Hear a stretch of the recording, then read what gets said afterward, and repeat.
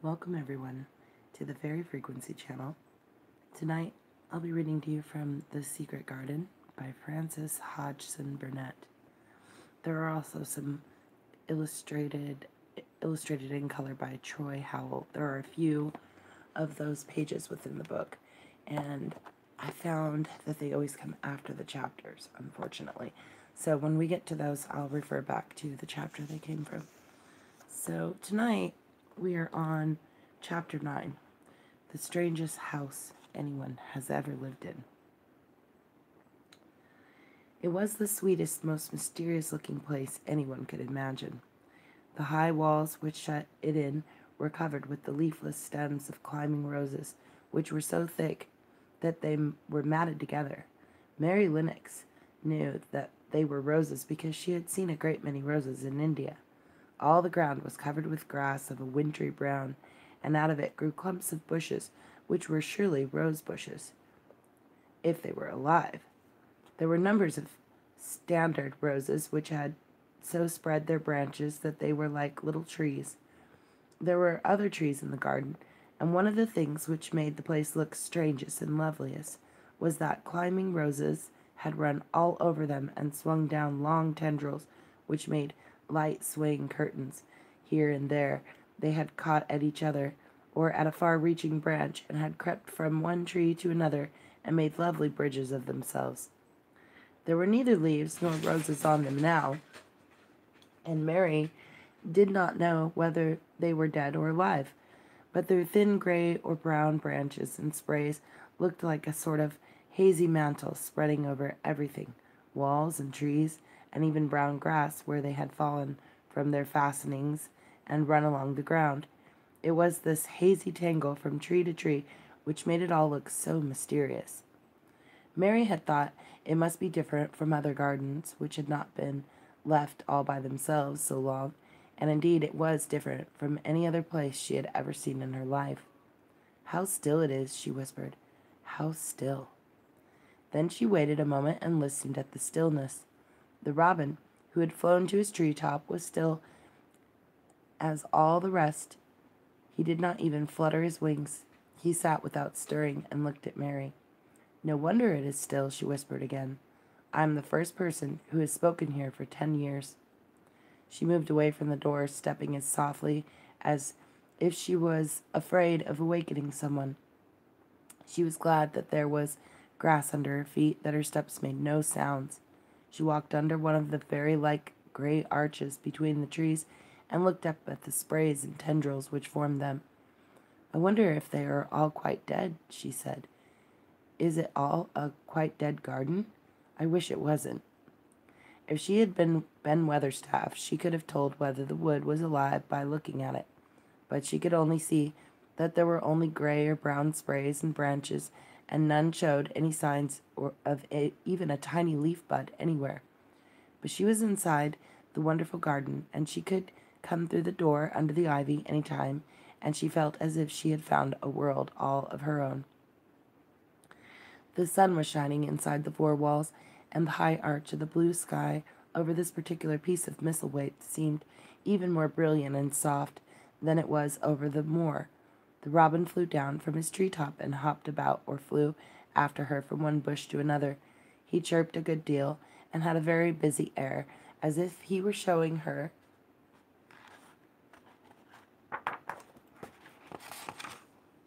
things. Everything was strange and silent, and she seemed to be hundreds of miles away from anyone. But somehow she did not feel lonely at all. All that troubled her was her wish that she knew whether all the roses were dead, or if perhaps some of them had lived and might put out leaves and buds as the weather got warmer. She did not want it to be a quite dead garden. If it were a quite alive garden, how wonderful it would be, and what thousands of roses would grow on every side. Her skipping rope had hung over her arm when she came in. After she had walked about for a while, she thought she would skip round the whole garden, stopping when she wanted to look at things.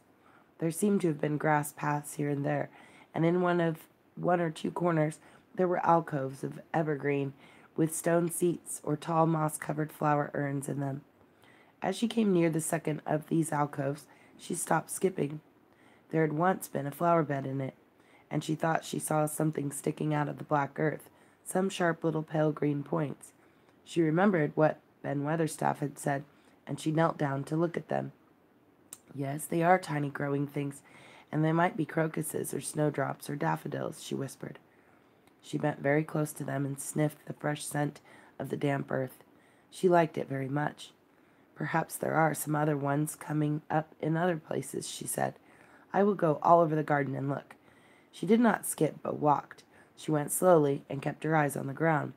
She looked in the old border beds and among the grass, and after she had gone round, trying to miss nothing, she had found ever so many more sharp, pale green points, and she had become quite excited again.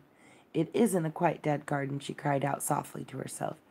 Even if the roses are dead, there are other things alive.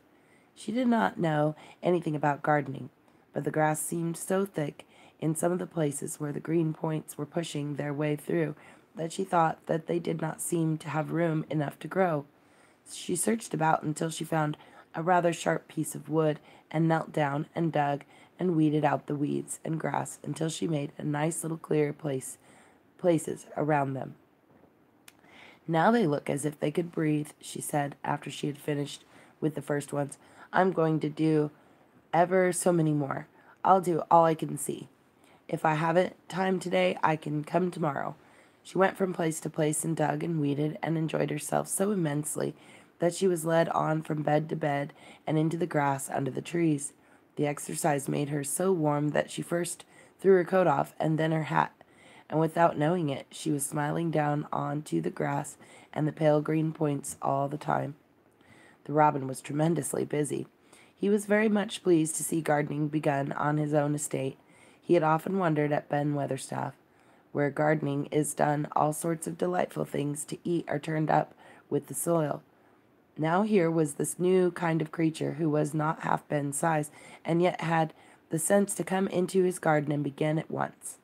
Mistress Mary worked in her garden until it was time to go to her midday dinner.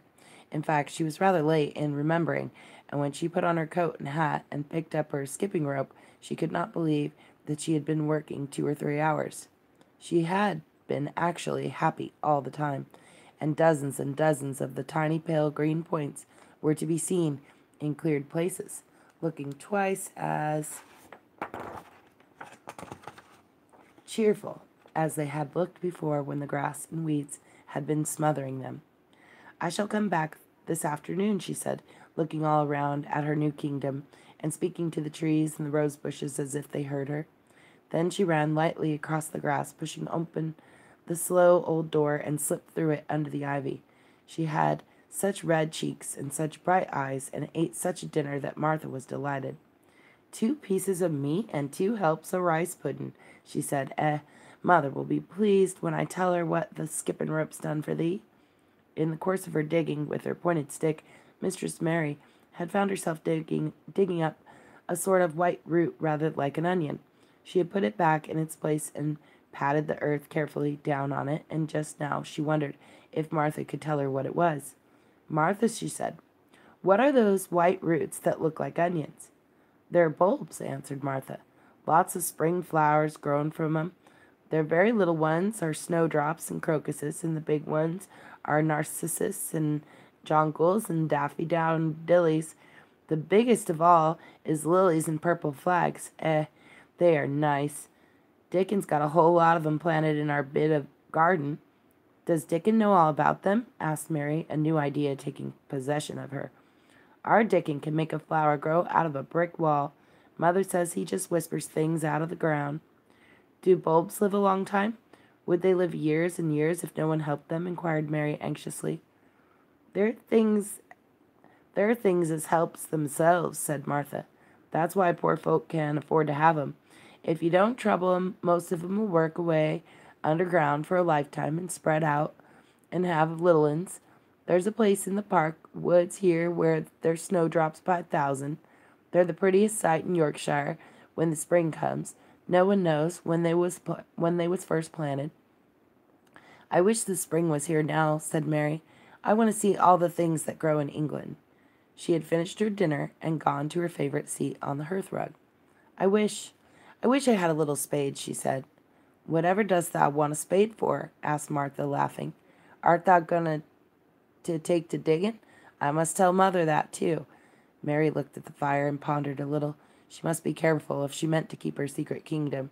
She wasn't doing any harm, but if Mr. Craven found out about the open door, he would be fearfully angry and get a new key and lock it up forevermore. She really could not bear that. This is such a big, lonely place, she said slowly, as if she were turning matters over in her mind. The house is lonely, and the park is lonely, and the gardens are lonely. So many places seem shut up. I never did many things in India, but there were more people to look at, natives and soldiers marching by, and sometimes bands playing, and my ayah told me stories. There is no one to talk to here except you and Ben Weatherstaff, and you have to do your work, and Ben Weatherstaff won't speak to me often. I thought if I had a little spade, I could dig somewhere as he does, and I might make a little garden if he would give me some seeds. Martha's face quite lighted up. There now, she exclaimed. If that wasn't one of the things Mother said, she says, there's such a lot of room in that big place. Why don't they give her a bit for herself? Even if she doesn't plant nothing but parsley and radishes. She'd dig and rake away and be right down happy over it. Them was the very words she said. Were they? Said Mary. How many things she knows, doesn't she? Said Martha. It's like she says, a woman is bring up 12 children, learn something besides her ABC. Children's as good as arithmetic to set you finding out things. How much would a spade cost? A little one, Mary asked. Well, was Martha's reflective answer, at Thwaite Village there's a shop or so, and I saw little garden sets with a spade and a rake and a fork all tied together for 2 shillings, and they was stout enough to work with, too. I've got more than that in my purse, said Mary. Mrs. Morrison gave me 5 shillings, and Mrs. Medlock gave me some money from Mr. Craven.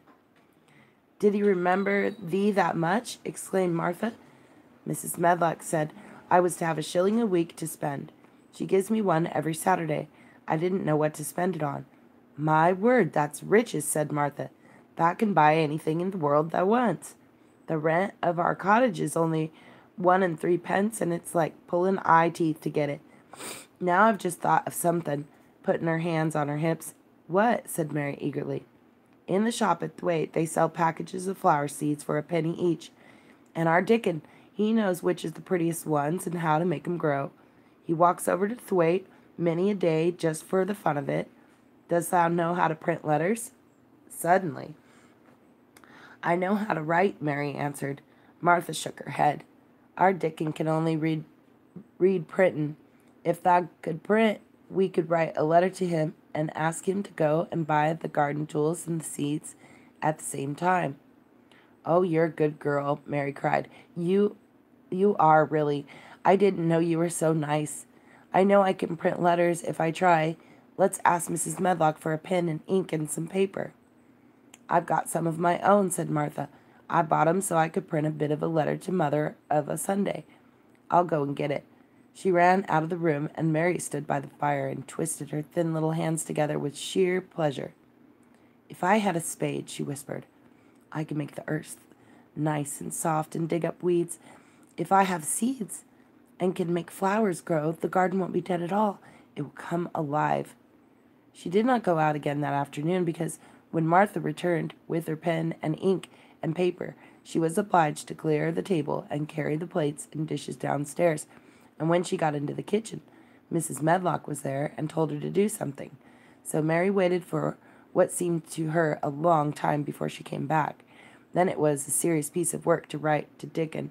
Mary had been taught very little because her governesses had disliked her too much to stay with her. She could not spell particularly well, but she found that she could print letters when she tried. This was the letter Martha dictated to her. My dear Dickon, this comes hoping to find you well as it leaves me at present. Miss Mary has plenty of money, and will you go to Thwaite and buy her some flower seeds and a set of garden tools to make a flower bed. Pick the prettiest ones and easy to grow because she has never done it before and lived in India, which is different. Give my love to Mother and every one of you. Miss Mary is going to tell me a lot more so that on my next day out you can hear about elephants and camels and gentlemen going hunting, lions and tigers. Your loving sister, Martha Phoebe Sowerby. We'll put the money in the envelope, and I'll get the butcher boy to take it in his cart. He's a great friend of Dickens, said Martha. How shall I get the things with Dickon when Dickon buys them? He'll bring them to you himself. He'll like to walk over this way. Oh, exclaimed Mary, then I shall see him. I never thought I should see Dickon. Does thou want to see him? Asked Mary suddenly, for Mary had looked so pleased. Yes, I do. I never saw a boy foxes and crows loved. I want to see him very much. Martha gave a little start, as if she remembered something. Now to think, she broke out, to think, oh, me forgetting that there, and I thought I was going to tell you first thing this morning. I asked Mother, and she said she'd ask Mrs. Medlock her own self. Do you mean, Mary began, what I said Tuesday? Ask her if you might be driven over to our cottage some day and have a bit of Mother's hot oat cake and butter and a glass of milk. It seemed as if all the interesting things were happening in one day. To think of going over the moor in the daylight and when the sky was blue, to think of going into the cottage which held 12 children. Does she think Mrs. Medlock would let me go? She asked quite anxiously. She thinks she would. She knows what a tidy woman Mother is and how clean she keeps the cottage.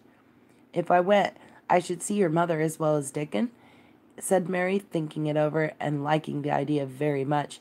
She doesn't seem to be like the mothers in India.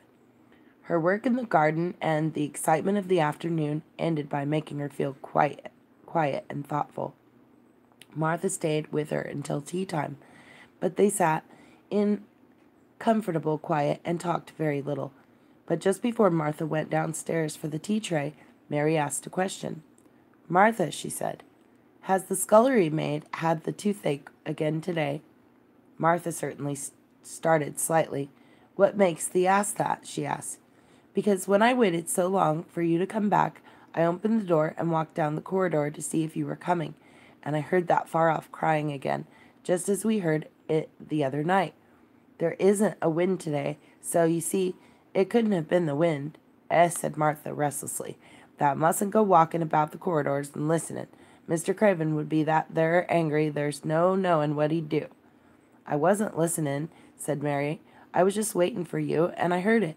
That's 3 times. My word. There's Mrs. Medlock's bell, said Martha, and she almost ran out of the room. It's the strangest house anyone ever lived in, said Mary drowsily, as she dropped her head on the cushioned seat of the armchair near her. Fresh air and digging and skipping rope had made her feel so comfortably tired that she fell asleep. And that is the end of chapter 9, The Strangest House Anyone Ever Lived In. Now, these pictures are from the previous chapter, chapter 8, The Robin Who Showed the Way. And this one is when she took a long breath and looked behind her. It's right before she went into the secret garden.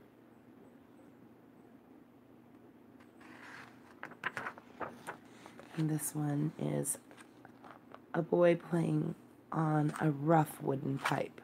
So this will be upcoming from the next chapter.